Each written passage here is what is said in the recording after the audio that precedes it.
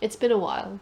Let's just leave it at that. So I have been reading books these last few months, but I haven't really been finishing books.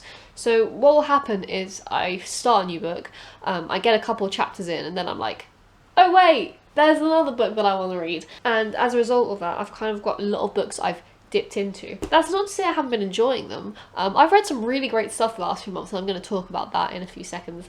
But it kind of occurred to me how weird these books were with regards to my reading taste, because they are quite out of my comfort zone, and I think that's a really cool thing. There are a few books in here which have been real game changers, in that they've really changed the way I think. And when you find a book that changes the way you think, you've kind of struck gold. Anyway, the last book I actually completed was a long time ago. It was about a month ago, I'd say. And that was A Song Rising by Samantha Shannon.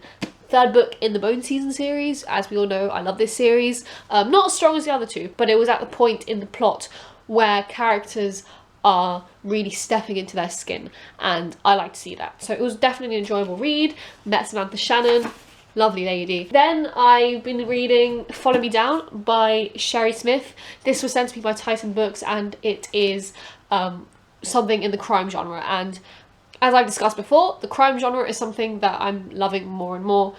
This is my latest read, so if you have any recommendations, which are crime books, murder books, thrillers, mysteries, any of that kind, let me know. So I've also been reading this book called 1606, Shakespeare and the Year of Lear.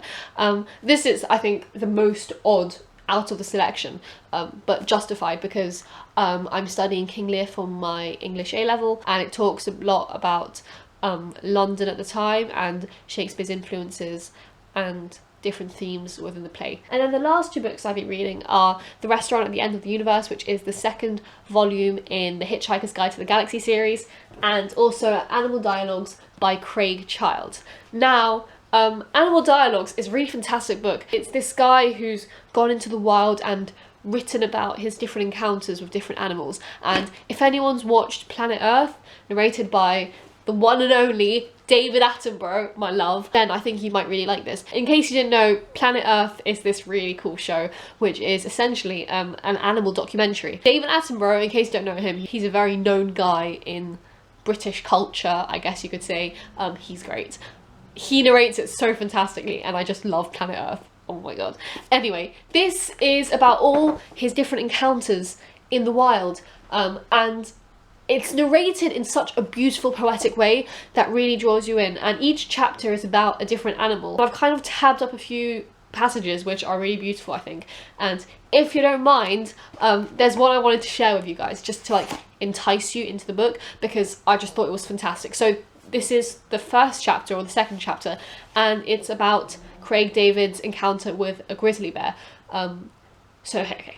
I'm just going to read it out now. Sorry if this is weird. Most animals show themselves sparingly.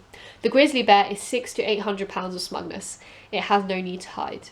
If it were a person, it would laugh loudly in quiet restaurants, boastfully wear the wrong clothes for special occasions, and probably play hockey.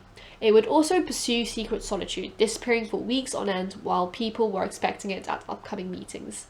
At the moment, it was bold and aloof, making sure we knew we were being watched, but keeping its distance. As a function of time and patience, our uneasiness faded.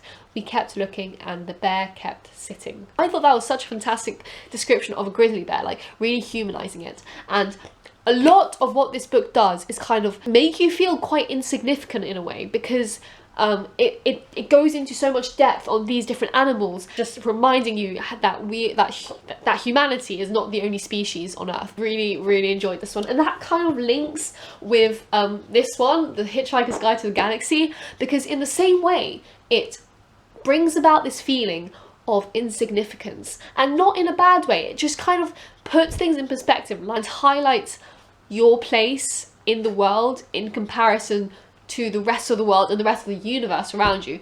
Am I just talking rubbish? It's quite probable. I read the first book in the series last year at some point, and the second book is no less whimsical. You kind of just have to go into this book like it's an adventure, like you don't know what you're going to expect, because this just throws everything it possibly could at you, and it really just makes you think, like, at least for me, it just makes me think about the universe as a whole. And it talks, especially the second book, it talks quite a bit about time and space in the sense of how time passes, and how a human life, for example, being maybe 80, 90, 100 odd years, in comparison to the rest of the universe, is just so tiny. I don't know if anyone else has as much fun as I do thinking about the universe and time and all this stuff.